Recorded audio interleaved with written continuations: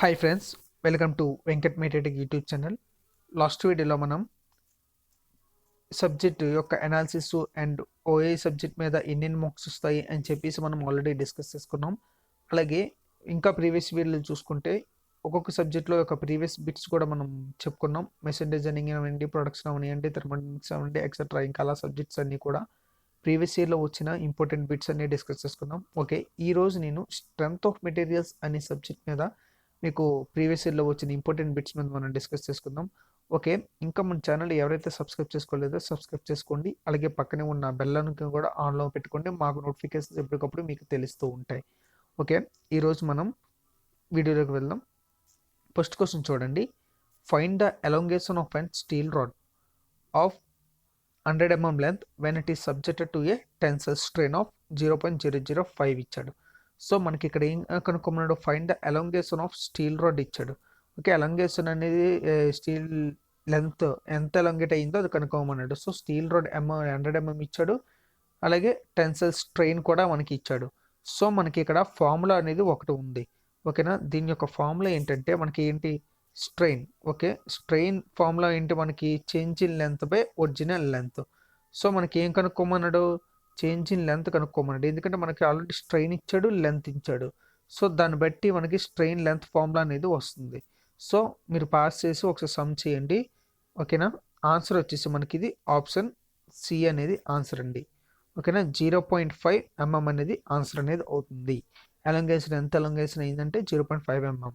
ఓకేనా, నెక్స్ట్ వచ్చేసి the lateral strain is అన్నాడు.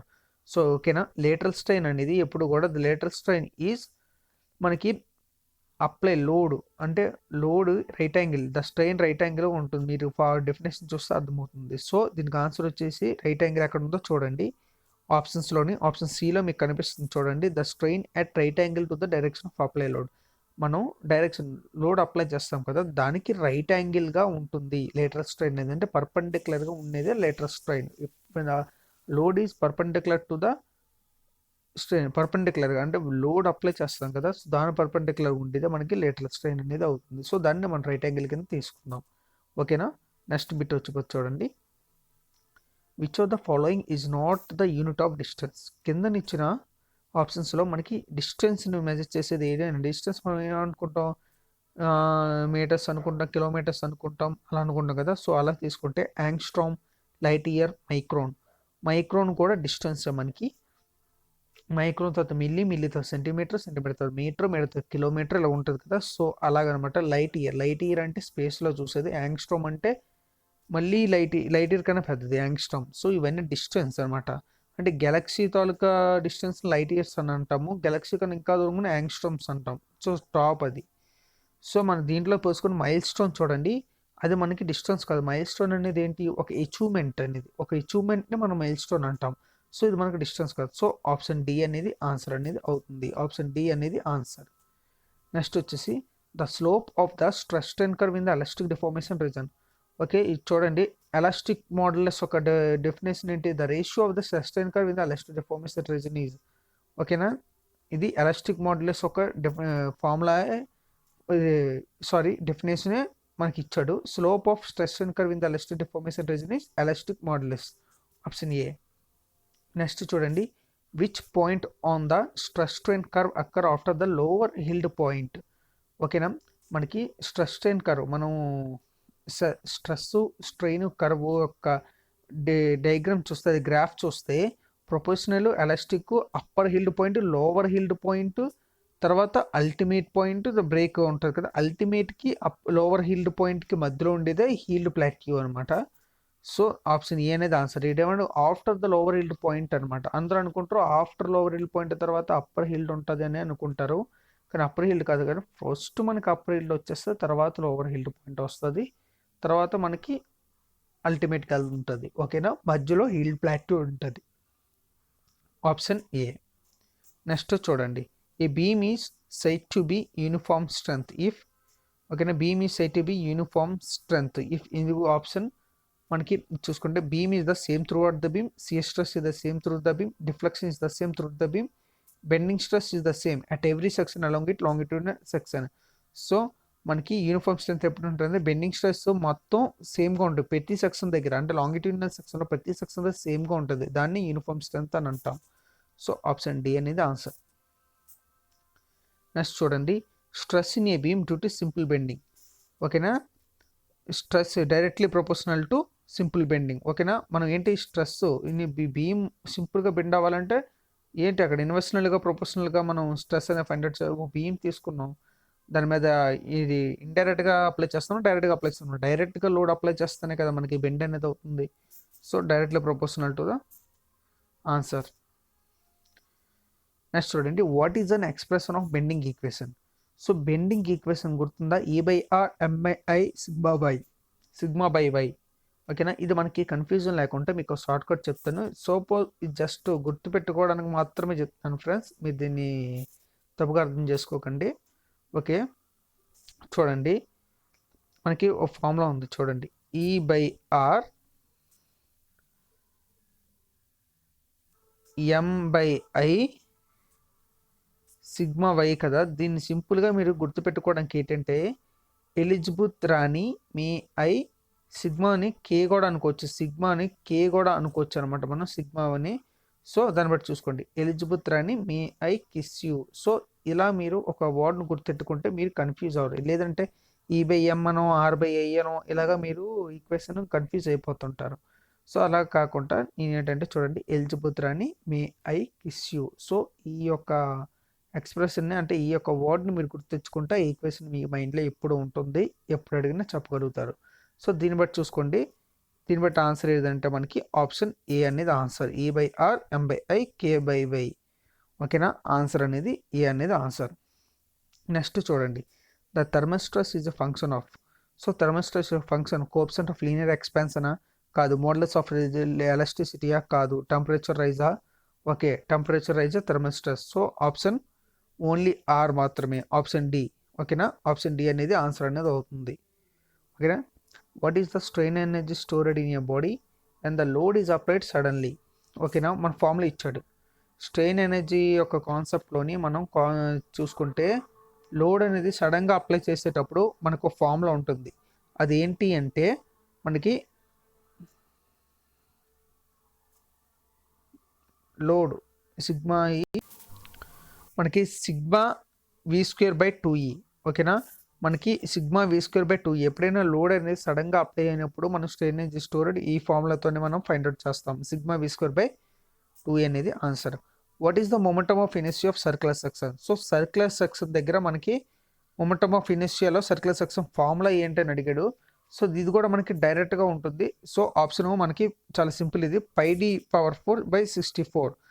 గుర్తుంచుకోండి, మొమెంటమ్ సర్క్యులర్ సెక్షన్ అడిగాడు. So πD⁴.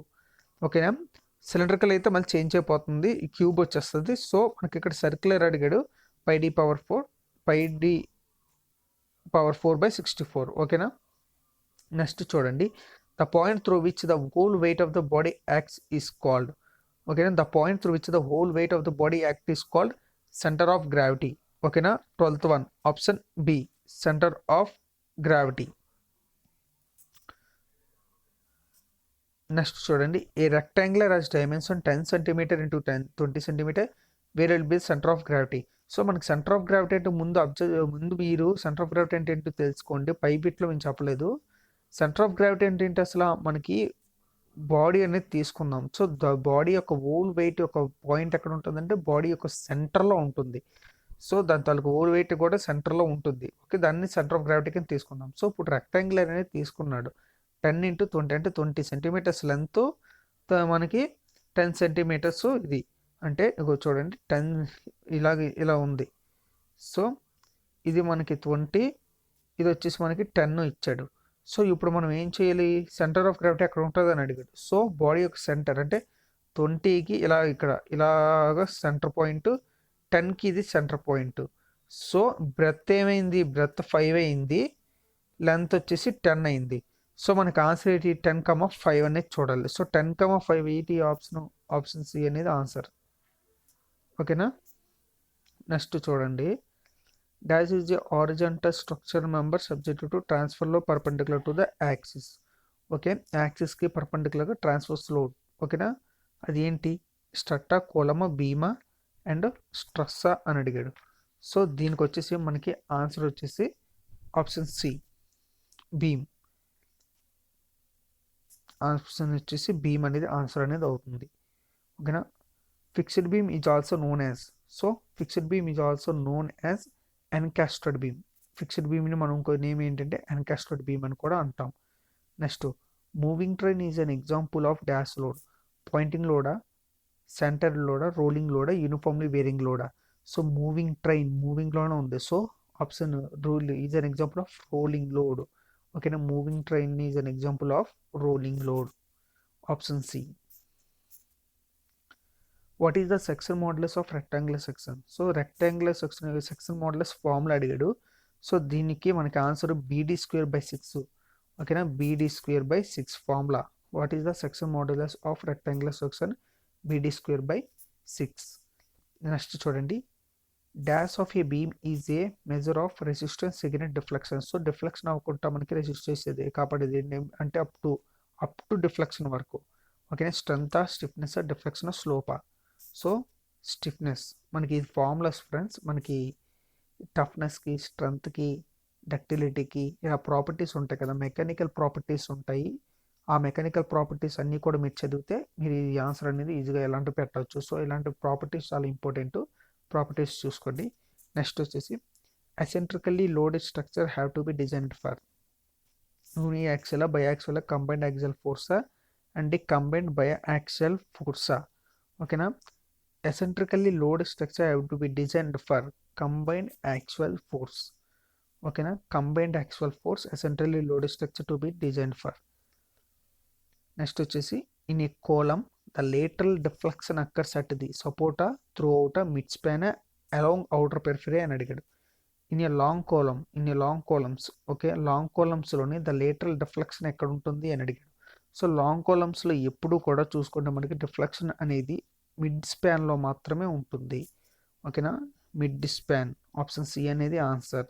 ఆప్షన్ సి అనేది answer. The approximate percentage of reinforcement provided in beam varies from. Okay. మనకి reinforcement తీసుకుంటే beam తీసుకుంటే అప్రాక్సిమేట్ పర్సంటేజ్ ఎంత ఉంటుంది? 1 to 2, 1 to 4, 2 to 3, 3 to 4. మనకి 1 to 2% అనేది ఉంటుంది. Approximate percentage of reinforce provided in beam varies from 1 to 2% అనేది ఉంటుంది. ఓకేనా. The radius of gyration denoted by, radius of గరే ఏ లెటర్తో డినోట్ చేస్తాము? ఓకే. ఆప్షన్ ఏ, కేతో మనం డినోట్ చేద్దాము. అర్థమైంది కదా ఫ్రెండ్స్. ఇది ఈరోజు మనకున్న స్ట్రెంత్ ఆఫ్ మెటీరియల్ నుంచి మెయిన్ బిట్స్. ఓకేనా. ఈ వీడియోకి నచ్చితే తప్పకుండా ఒక లైక్ చేయండి. అలాగే మీ ఫ్రెండ్స్ కూడా షేర్ చేయండి, వాళ్ళకి ఉపయోగపడుతుంది. అలాగే ఇంకా ప్రీవియస్ ఎవరైనా చూడండి. నెక్స్ట్ వీడియోలో మనం ఖచ్చితంగా నేను కరెంట్ అఫైర్స్ మీద మోస్ట్ ఇంపార్టెంట్ బిట్స్ అనేవి నేను చేయబోతున్నాను, కరెంట్ అఫైర్స్. సో ఇది అస్సలు మిస్ అవ్వకండి. ఓకేనా friends. Have a nice day. జై హింద్.